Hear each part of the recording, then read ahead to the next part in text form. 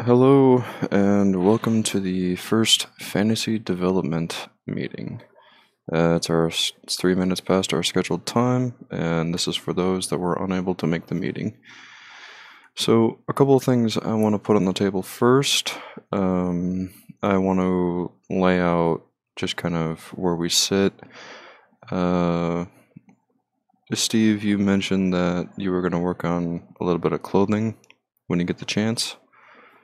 I believe NASA, if I'm saying that correctly. She said she's going to be working on a little bit of armor too. Same thing with Hungarian Pope. Um, I'm trying to take care of basically the miscellaneous items like melee weapons, crossbows, bows, magic, special effects. Um, TV, he is taking care of the map. Oh my god, he is practically being a one-man show with that kind of stuff, just giving us model suggestions of what he needs. Um, and that's kind of where we're sitting. So I'm gonna go into what needs to happen in order for this mod to be released and ready for the public. So kind of what I have for a high priority is we need clothing and armors. The everything else I can pretty much take care of. I'm not very good with crafting recipes, but I'll try to learn when we get to that stage.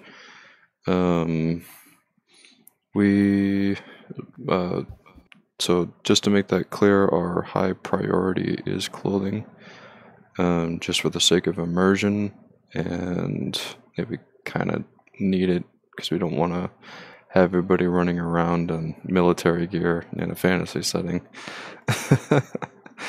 The map needs to be developed and bug tested over and over.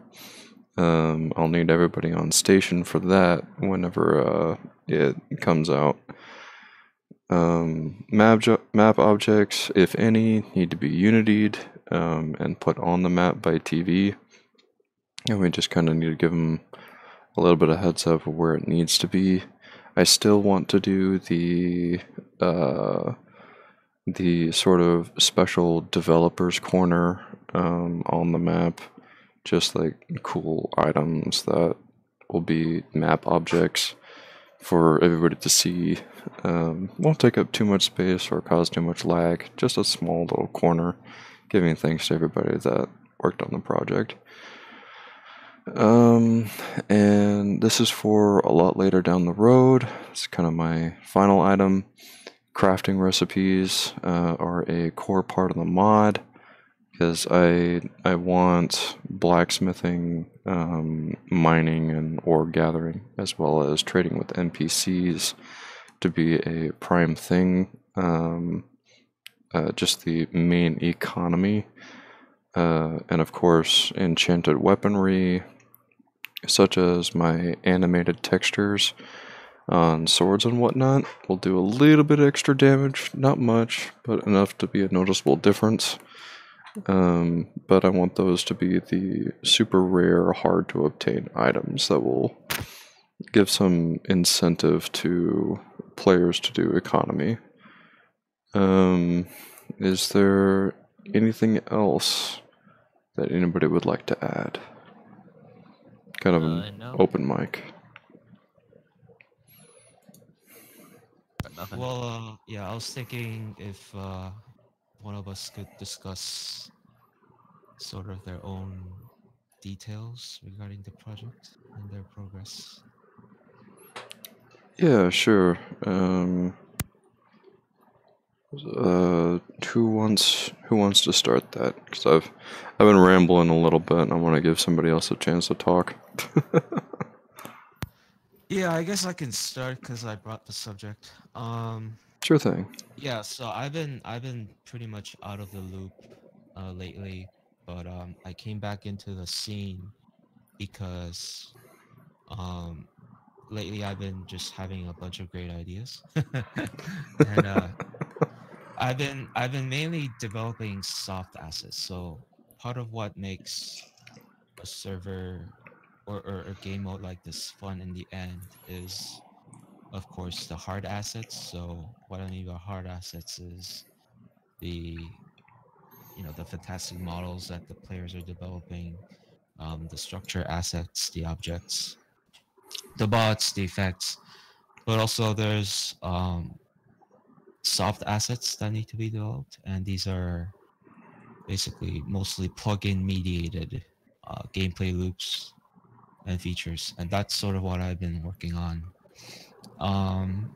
And in the past week, I made about another $60 rounds of plugins purchases, and a lot of these plugins on paper, they don't really seem that interesting or that special, but it's when you start to like merge these plugins together and you start to harmonize these features together where you can start to introduce really cool gameplay loops. So I mentioned to Sly, I think last week, Right. just unofficially, but there's a feature where you can combine the advanced regions plugin with Rocket permissions, sorry. And then you can combine that to include a feature where depending on where you are in the map, where there's a certain zone that is registered as a or advanced region, you are automatically granted a rocket permission. So permissions are basically the core sort of hierarchy that the server uses to um, uh, assign you to a faction, or if it's like a team, like a siege where you have attackers and defenders. It's how you are assigned to a team, or if we have certain roles, so like a healer, or if we have classes, so like a wizard, a warrior, whatnot.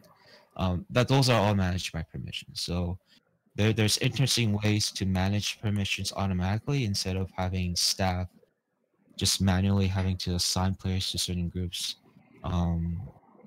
There's very interesting ways to mediate the assignment and disassignment of permissions. So that's one of the very cool features. I've also been working with well, I don't want to share too much because these are fully tested yet. But another feature is there is a dynamic object resetting feature. So what that means is I mentioned sieges. So you can set different states for an object. So an object can have its normal state and its destroyed state, quote unquote. And you can dynamically switch back and forth on a timer basis, but also like on an event basis. So this could be really cool for, again, sieges where you want to have siege weapons that can destroy battlements, for example. Or if you want to have events where, for example, you have a dungeon that is blocked by, say, a boulder, but you can disable the boulder through magic, for example. So it's just a bunch of cool ideas that is technically only possible through plugins. So I'm still working on this part. But yeah, there are several ideas. I wouldn't say so. I'd say about a dozen or so really cool ideas that I concepted through plugins that I've actually tested and worked. There's about a dozen more that I think is possible, but that I haven't tested yet, obviously. So I am in the process of compiling all of these and sharing with the dev team, especially with the map dev, because I am pretty sure that some of these plugins and the way they work would obviously have an effect on how the map is developed as well. So I would have to share some of these ideas at least with the map dev. But I do plan on sharing the whole list once I get the plugins tested. So that's mainly what I've been doing. Recently, yeah, Sly has mentioned that we are in need of armor, mainly clothing assets. So Right. I have received a commission for a custom skeleton armor, custom mesh skeleton armor to be exact. The commission was canceled, but I am continuing to work on it because I think it will apply well for our project. So, actually, I have several screenshots of the Blender model ready. I can share with that once I get home. I'm actually at my parents' house for the weekend, but I can share that when I get home. It's just the custom mesh Blender model that is partially weight painted.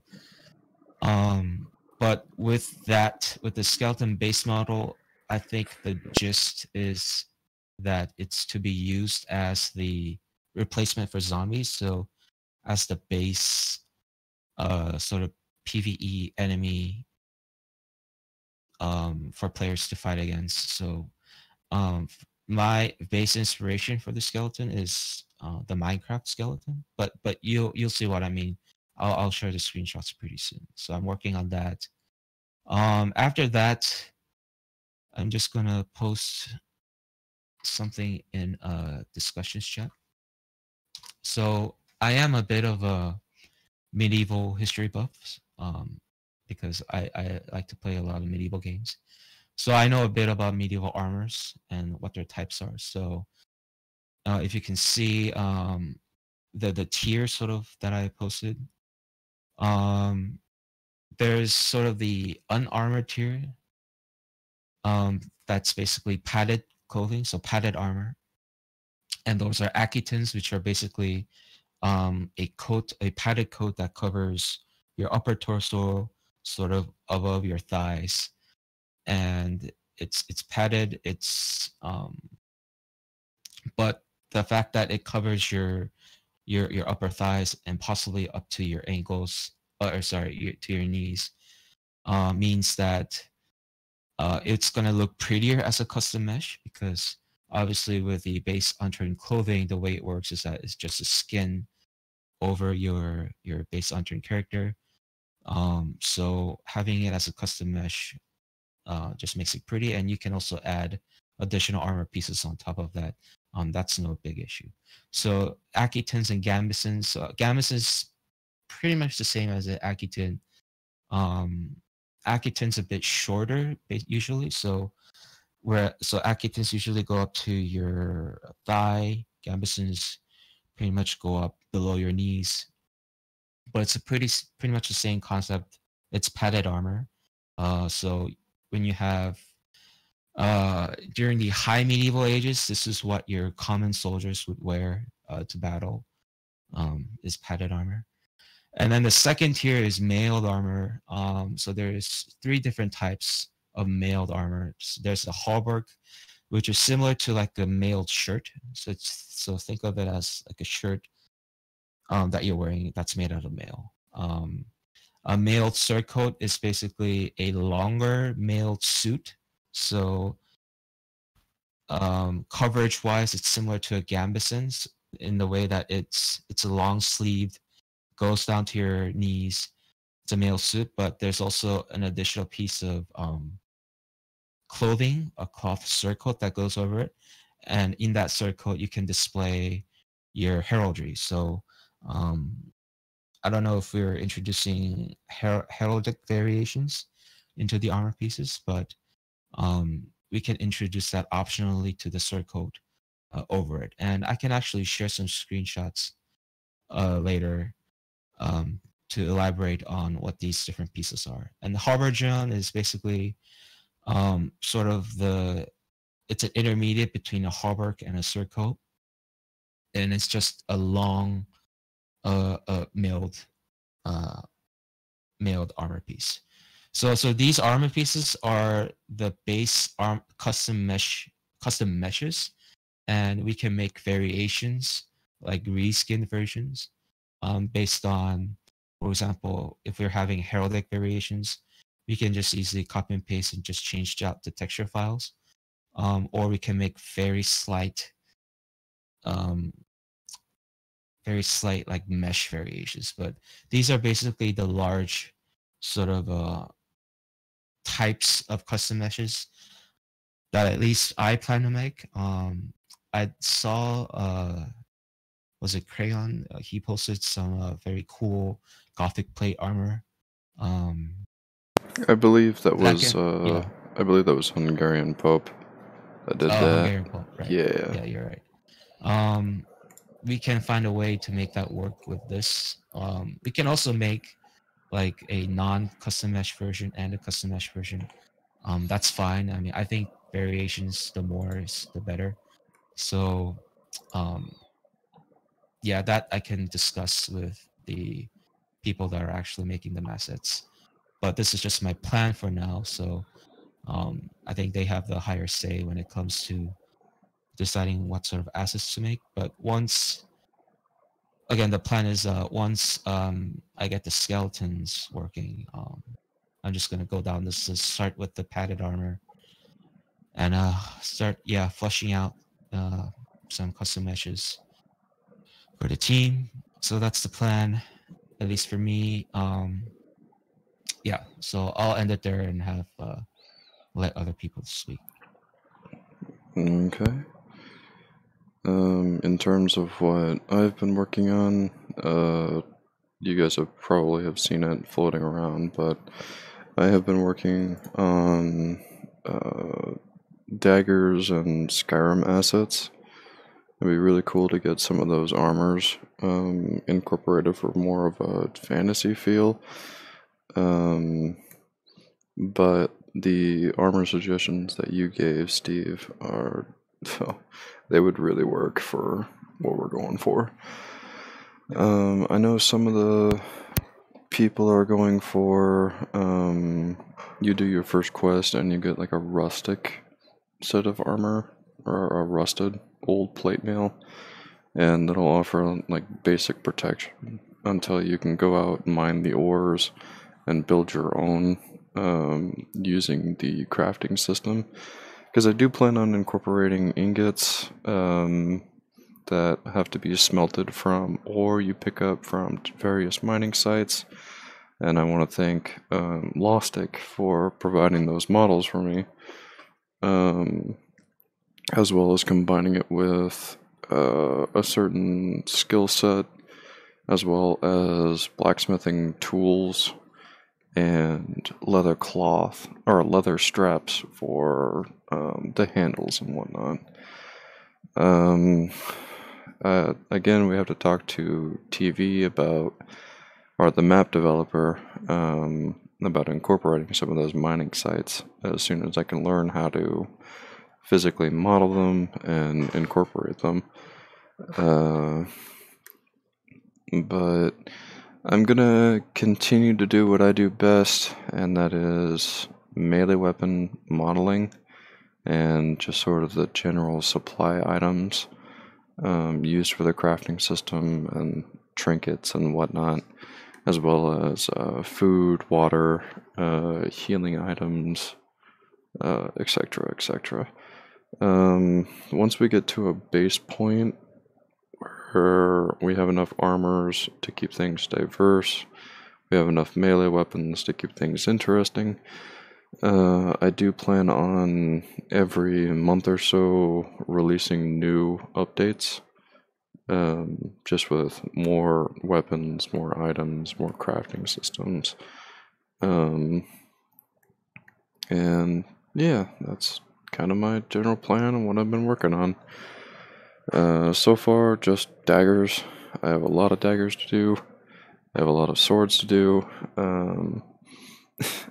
I think Thorin said there's over 200 models I need to take care of, ranging from one-handed swords, two-handed swords, battle axes, maces, one-handed axes, bows, crossbows, and of course the non-Skyrim assets like muskets, which I need to make custom animations for.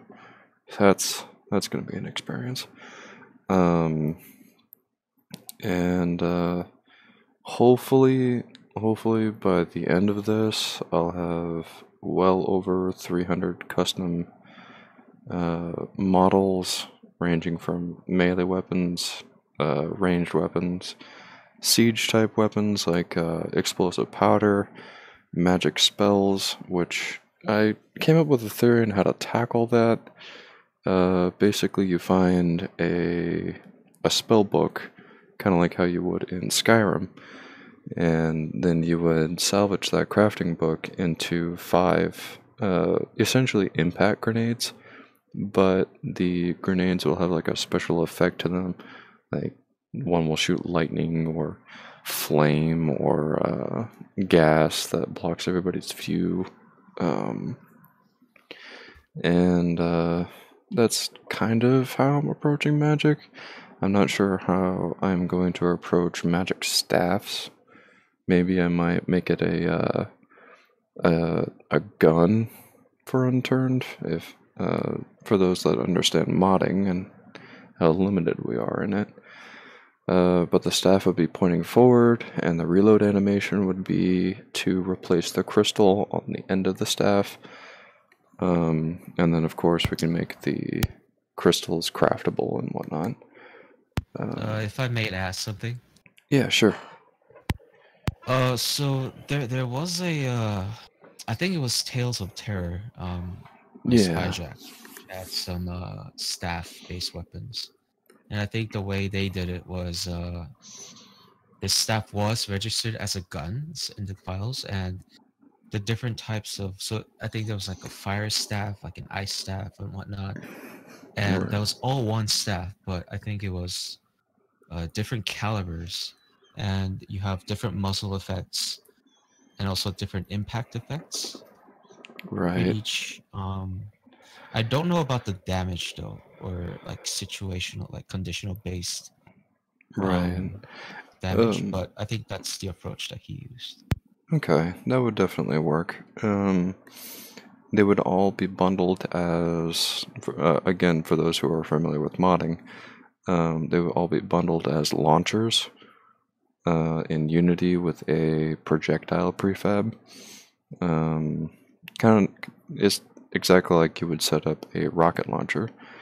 Right.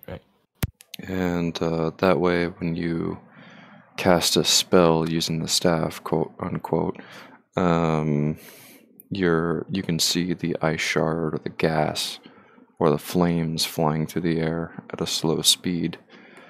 That way, it's like a short-range utility type weapon rather than a main offensive type weapon. And to counteract melee and spell effects and whatnot, I do plan on incorporating shields that block damage. And they will be a secondary weapon. The shield will do no damage. And like it'll have swing animations, but essentially you're just holding this giant sheet of plate mail or plate shield in front of you that will block all incoming projectiles. I'm not sure if it blocks explosions. I think that's hard capped to kill players that are holding it, but I'm messing around with a few concepts using riot shields for a Rainbow Six Siege project I'm working on that will hopefully block bullets and explosions. So I think that would be really useful for like siege events. You have a tower wall unit blocking projectiles for the people behind them. So if people want to use strategy, they can. Also, hello, Bagel. Hello. Howdy. Bagel. There's something I wanted to mention. Oh, sorry. Oh, no. Go ahead. I was pretty much done. Yeah, I just forgot. Give me a minute. For those who are unaware, Bagel is a music developer as well as an object developer, although I'm not sure if he's doing objects anymore. Yeah, I'm not really doing it on any objects anymore. I upgraded Unity and don't really feel like downloading an older version of Unity because yeah. Yeah, fair enough. I'm still trying to get used to 2018.4. What is this open prefab business? And for apparently, or for whatever reason, I was trying to help out Crayola, and as soon as he opens a prefab in the prefab editing mode, which is new to 2018.4, he can't leave that mode. So his Unity is essentially bugged. Oh, there's a way around that. Yeah, I don't know if he knows it yet, but I can definitely help him out there. Yeah, you can make a new scene in Unity and then just drag the prefab into the scene and then edit it in the scene and then apply all the overrides in like the little. There's a button for it, but yeah. Okay. I'll have to mention that to him later then. But getting back to it, either Fadeless or Bagel or Lostic, any one of you wanna take the stage and just kind of share what you guys have been up to? Yeah, I just remembered. So Sly was talking about melee weapons before Bagel joined. And he's done some great work on it. But I underestimated how much melee assets that needs to be developed, because if you think about it, in like the sort of modern and futuristic servers, we were using the base unturned items for pretty much all of our tools. So this is saws, axes, hammers, blowtorches, and whatnot. But I just remember that we had to remake all of those if we want to keep it authentic and within the medieval setting. So yeah, not just weapons, but I just remember that we have to develop, hammer, saws, all of those tools. Oh yeah. What else am I forgetting? Yeah, Uh, knives, hatchets. Basically, a lot of melee assets that needs to be developed. right. So about mine, I'm gonna be slowly doing my list because I do have other projects I'm part of that are also, depending on me. And so far, I've started on most of them, just not fully finished. I'm just finishing up the trebuchet right now and the broken counterpart to it. After that, I'll probably just finish the rest of them quickly and just be over with this. But yeah, that's really about it right now. Only got a few done. Yeah, and, I'm gonna leave for now, so yeah.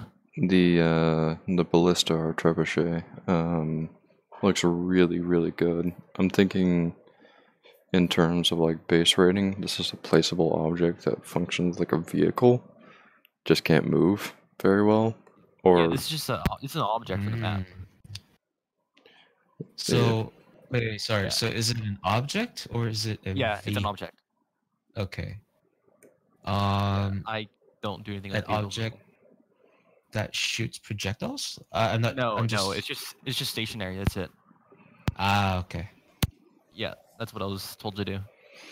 Or what I could do is make it a vehicle like a bike, where people push it from behind using the bike pedaling animations, which look janky, but it works. So it looks like you're pushing it using your hands.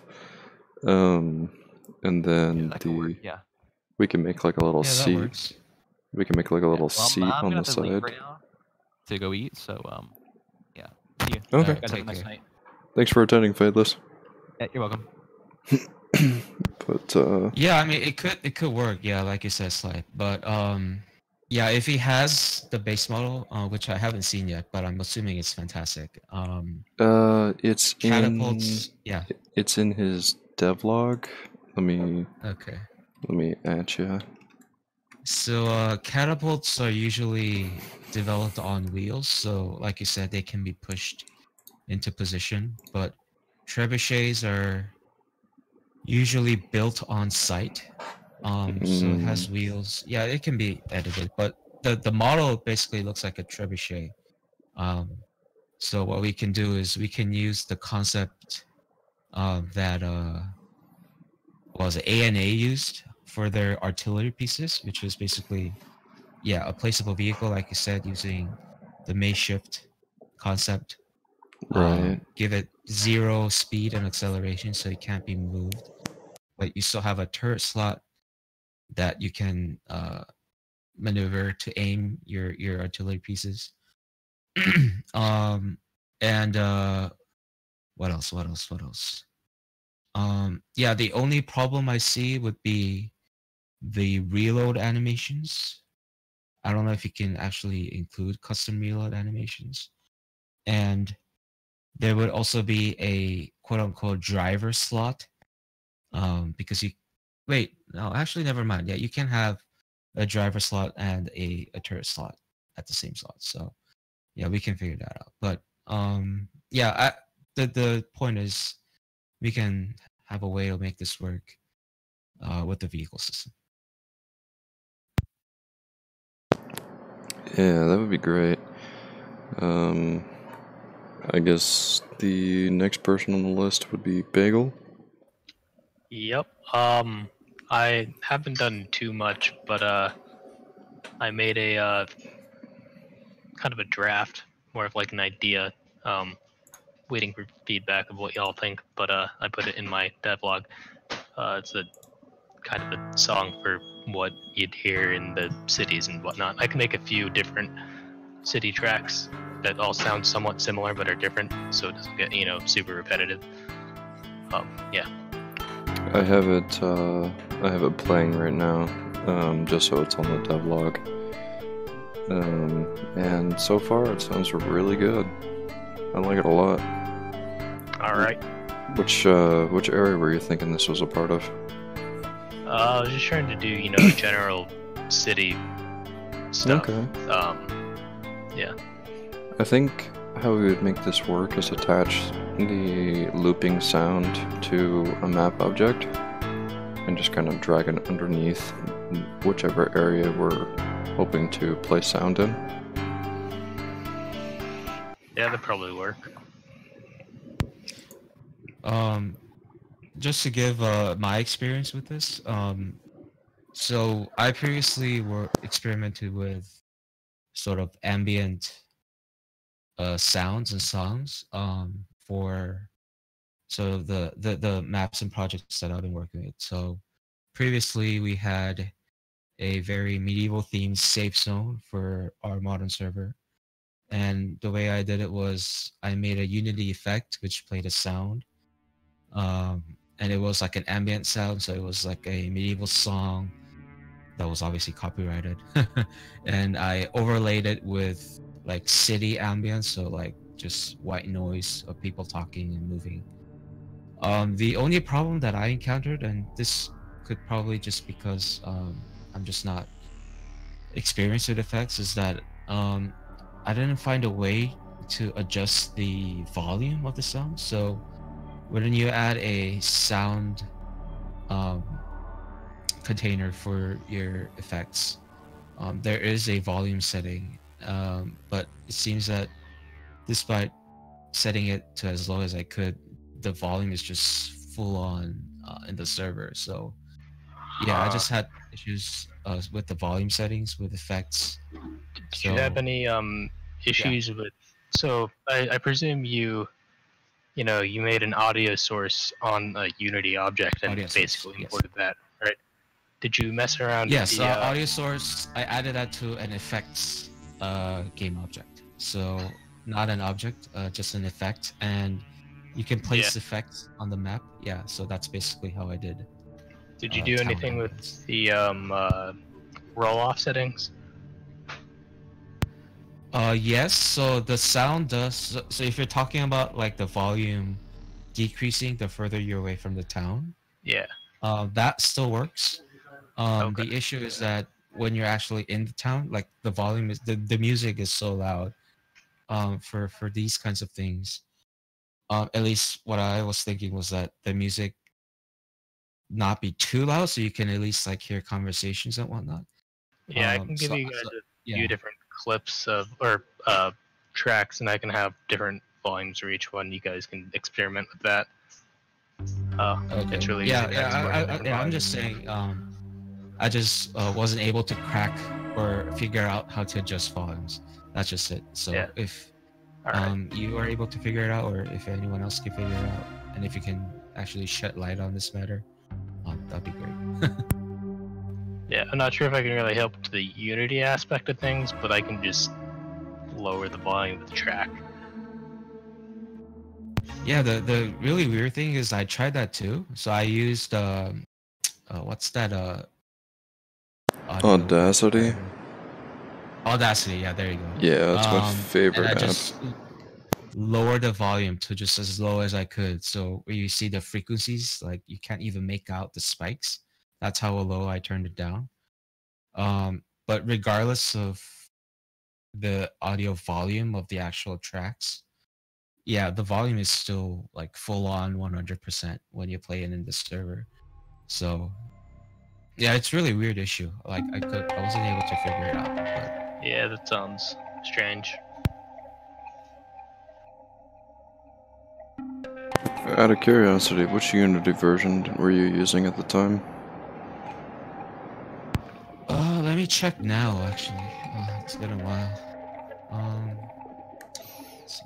Because I know 5.5 had a lot of issues in terms of volume. Charge Unity backups.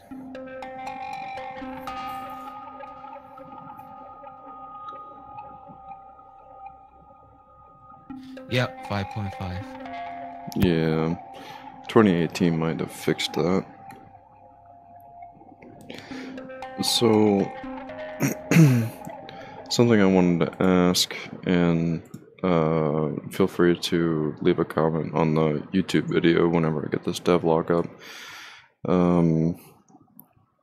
How do people feel about...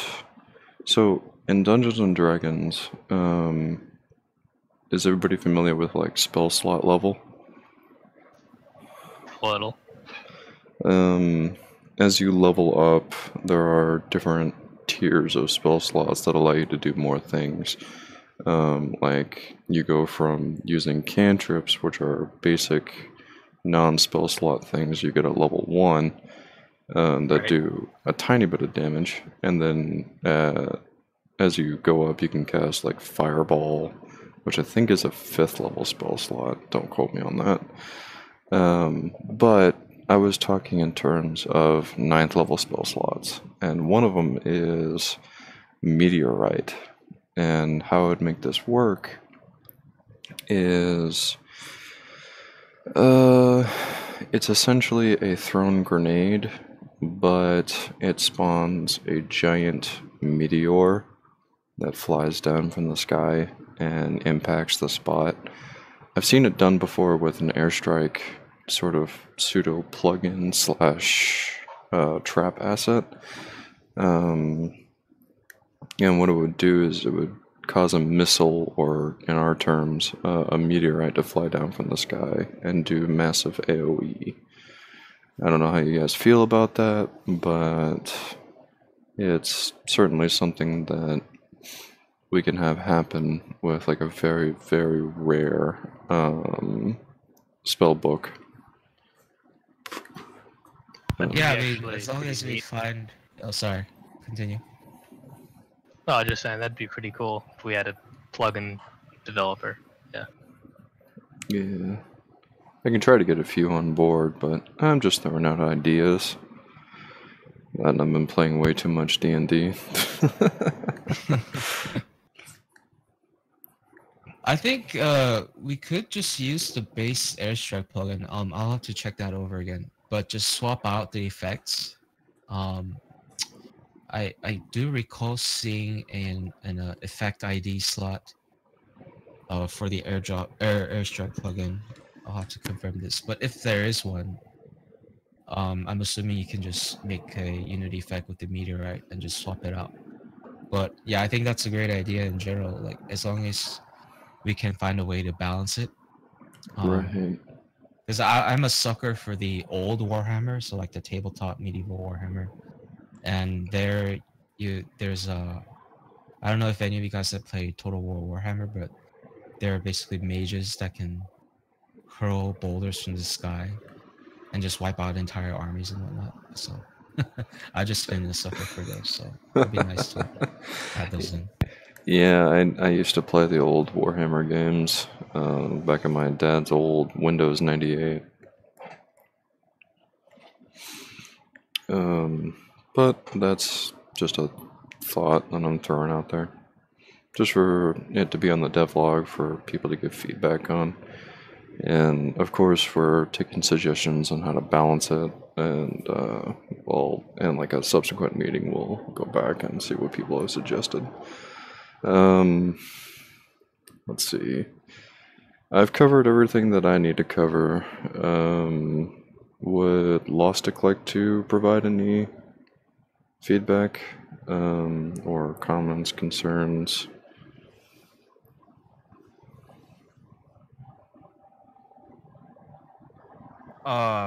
Yeah, you could hire Keely Wiki. He knows how to program for Unturned. Okay. Yeah, I worked with Highlight Wiki before. He's developed a Discord hook for us. So basically, like events and whatnot, they get hooked to your Discord server. But I'm pretty sure he's capable of other features. I don't know if he's like a full-on plugin developer, but he does know a lot of stuff. So if there's a need to commission custom plugins, I can offer to finance it. But I'm assuming that we'll have to first discuss on the specific details of the plugin functionalities. But yeah, we can talk with Highlight Wiki after this. Yeah, I can talk with him, see if he's available or he's capable of developing said plugins. But if he is, yeah, definitely suggest he be brought on board.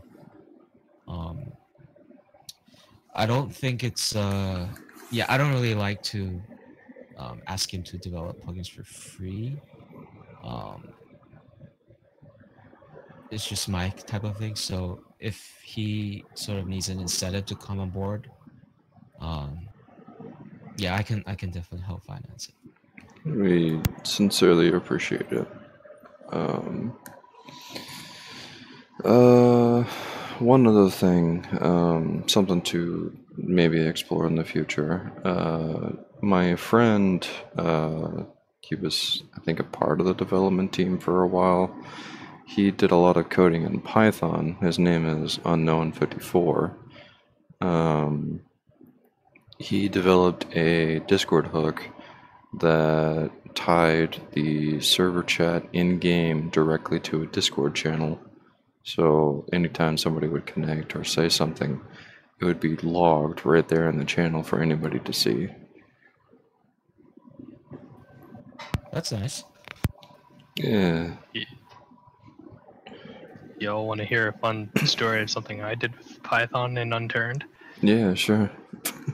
So I had a a local server running on my computer, and I wrote a Python program that scans the console using it basically takes a screenshot of the console and runs it through a text recognition program, and gets all the text from the console by converting it to an image and then back to text, and then from there I was able to make my own custom commands that players can use, and it's pretty weird, but yeah, no plugins necessary. And when you like execute a command, the Python program would look at that and see that you've executed some sort of command, and type into the console and stuff like that. It was interesting. That does sound interesting. Yeah, I don't recommend it though because it's extremely slow and inefficient. Yeah, that's still really cool though. Yeah. Alright, well, before I close out this devlog, is there anything anybody wishes to add? Yes. I plan to make crafting supplies. The blueprints. For the advanced crafting. Okay. Yeah. So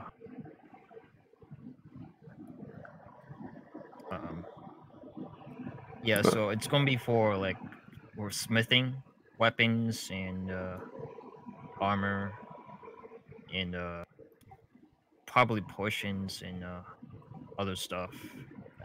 Uh, Well, if you need help with the modeling aspect of it, be sure to let me know.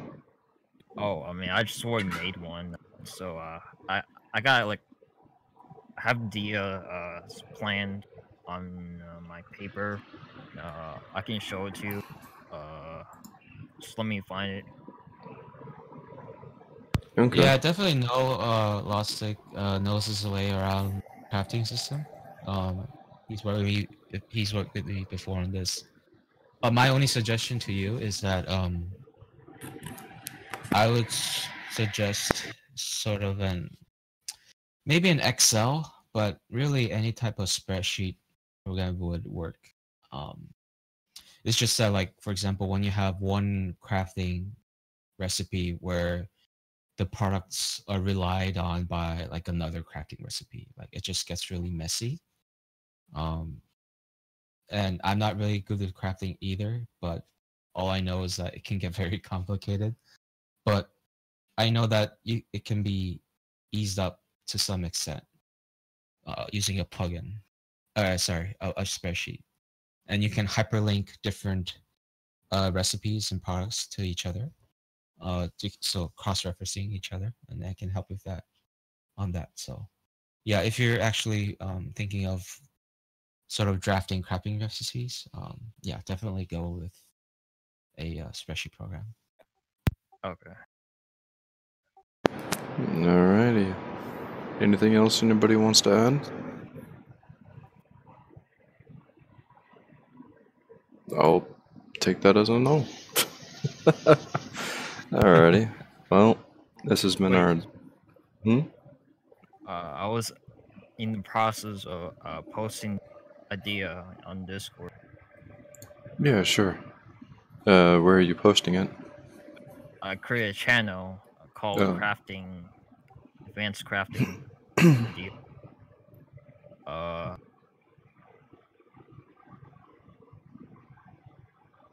Okay. It's not done. Okay. Yeah, I think I like this so far. Just how you broke down into the rarity levels. I take it you've played Skyrim. Yes, I played Skyrim for like a long time before. Right. Ebony smithing, Daedric smithing, and dragon smithing. That's real. Yeah. This is excellent. I like this a lot. Sounds like a lot of work though, which is something we're more than capable of doing. Yeah, it does seem like that. Let me show you a model of what it looks like.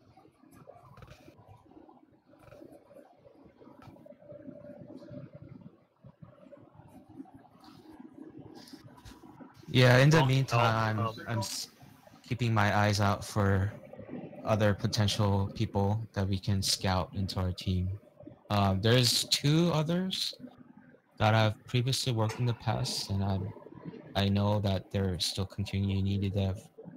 That they might be interested, but I'm just sort of watching them from a distance for now. But I can definitely introduce them to the project. I don't know if I'll be able to act as a representative, but hopefully, if they're interested, then I'll do what I did with Sly before for Dash. I'll bring Sly in, and hopefully he can give a better introduction than I could ever give. I also have a way of explaining things that gets people on board. So, well, it's definitely an option. But so the devlog isn't an hour long. I'm reaching 50 minutes here. I think I'm going to go ahead and close it out. This has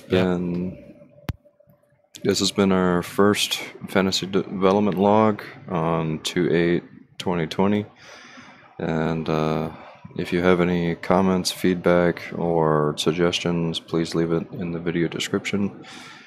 And thanks for listening.